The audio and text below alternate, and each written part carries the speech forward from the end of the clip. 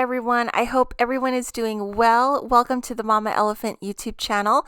This is Rena, and today we're going to take a look at our second little agenda set of the February 15th release. Here is Little Dino Agenda, and how fun is this? It was so super fun to make the cards I made today, and I always like to pick a favorite image, but I have two favorite images. I like the second one. I don't know which one is that's called, but I like the second guy, and then I also like the sixth guy, which is second row, last one. Is that a Stegosaurus? I'm not sure, but I like those two guys a lot. I loved coloring these. It was really fun. Also, there's another dinosaur stamp set that's going to release as well, and this would pair really good with that set. I had to Google Stegosaurus to see how far off I was.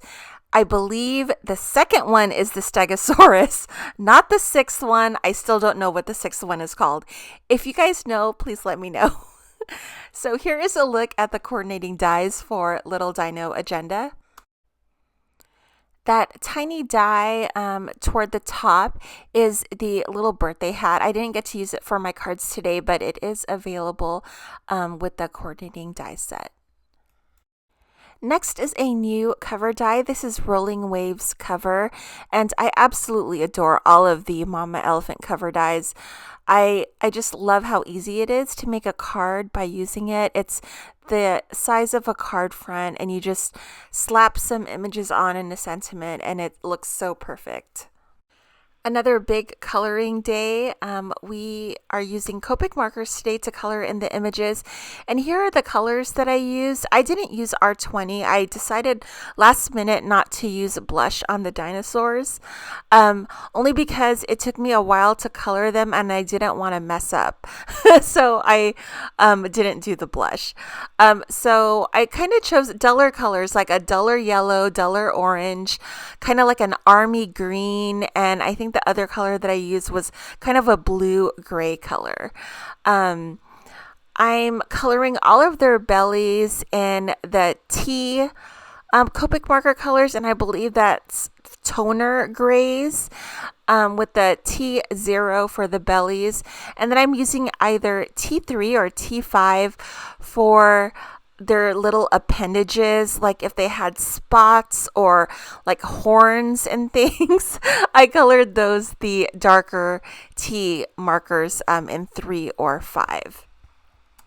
So if you didn't catch the gumdrop coloring video that Angela made, Angela is one of the owners of Mama Elephant, and she made a coloring video and she colored these dinosaurs in some really great pastels, but she blends kind of like two opposite colors together, and it's kind of like this, I don't know, like ombre pastel type coloring, and it looks so incredible.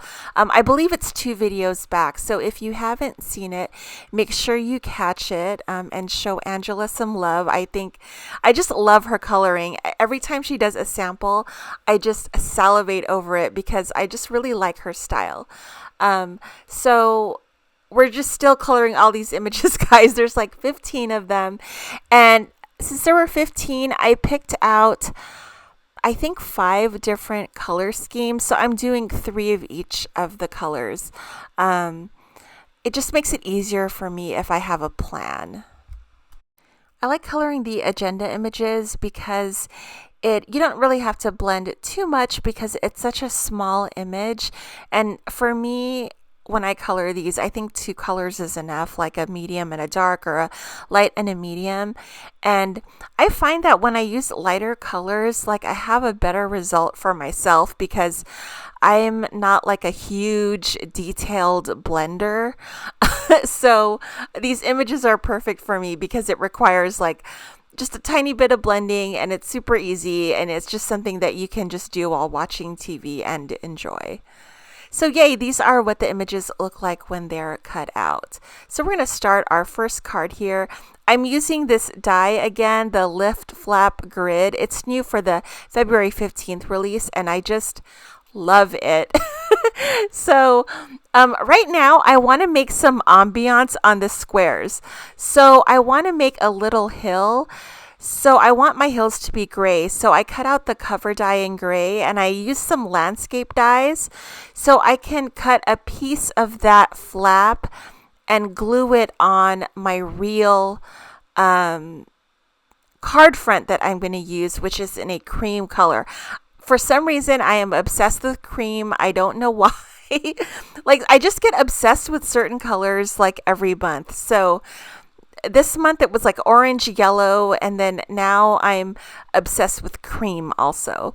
So, I'm taking those pieces and I'm piecing it together, and I know it looks crazy, but um, the image of the dinosaur will cover some of like the weirdness that I have with the hills.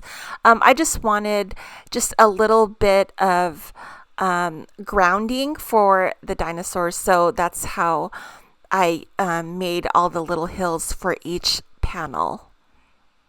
So at this point, I realized I didn't have a plan for the inside of the flap of the card. So I didn't want to do the same thing that I did yesterday with the sentiments. So I'm doing kind of like a faux shaker type thing. So when you lift the flap under the dinosaur, you can see some gold hearts. And I also realized that I don't have a sentiment, but I feel like the hearts are the sentiment. So we're going with that.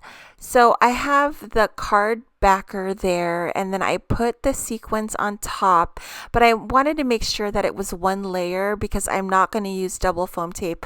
I'm just going to adhere the acetate directly on top of those sequins, and then I'm going to glue this to the card front just so you can see heart sequins underneath. So this is totally flat. It doesn't shake or anything, but the hearts do move around a bit. I just wanted, when you open it up, you just see some sparkly little hearts. I'll have pictures in the end. And here is the new die. This is a Rolling Waves cover, and I'm obsessed with it. I love it. It has slits at the bottom, and it also comes with clouds. And you can detach or attach the clouds. You don't have to use them if you don't want to, but I really like the slits at the bottom because you can tuck images inside them, and it looks really good. I'm going to do a little bit of masking because I always like to retain the white frame around the stitching. So I'm going to just use some post-it note to mask off the white edge. And I'm just going to do some ink blending with Distress Oxide ink. I believe this is Bundled Sage. So you can, I feel like you can use this as grass or also as water. I used it as grass today because I'm going to throw some dinosaurs on it. But I feel like you can do either or. For the sky, I am using antique linen. And then for the clouds, which I messed up on the blending of the clouds because it doesn't match. One it has shading at the top and then one of the other clouds has shading on the bottom. But I was, whatever, I was fine with it. I wasn't paying attention. Evergreen bow is what I used. I kind of wanted to use green tones for my background. And I'm borrowing a sentiment from tomorrow's stamp set. And it says, "You and me, we go way back." I thought that was just perfect, so I just borrowed it from tomorrow's stamp set. Now I'm putting it all together, and gasp, I'm only using 3 dinosaur images. The stamp set comes with 15, and I used 12 for the lift flap grid card, and then I had 3 images left. So that's what I used for this card, and I like the way it came out. Usually I jam pack a card with images, but I really liked the simplicity of this one, and I really liked the die too and the background, and I love the texture of the waves also. So that is it. I'm just going to mount these 2 card fronts on card bases, and that'll complete the cards. I'll have pictures in the end. I'll be using the Rolling Waves cover die again tomorrow because I can't get enough of it. These two dies I used today are my two new favorites. I love them. So that is it. I'm calling these cards done. Thank you so much for watching. I hope you enjoyed the videos, and I will be back tomorrow with more dinosaurs.